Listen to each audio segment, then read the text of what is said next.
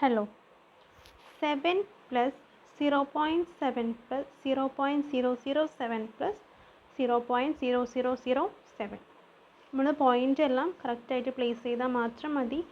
Adding ആണ്. ഇതുപോലെ കറക്റ്റായിട്ട് എഴുതുക, അതിന് ശേഷം ആഡ് ചെയ്യുക. ഓക്കെ.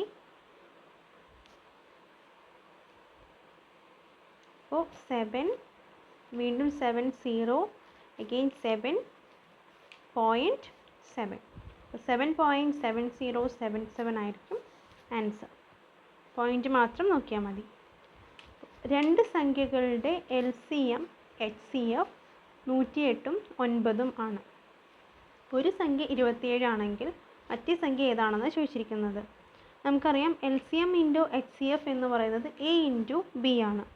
അപ്പോൾ 108 into 9 equal to 27 into B.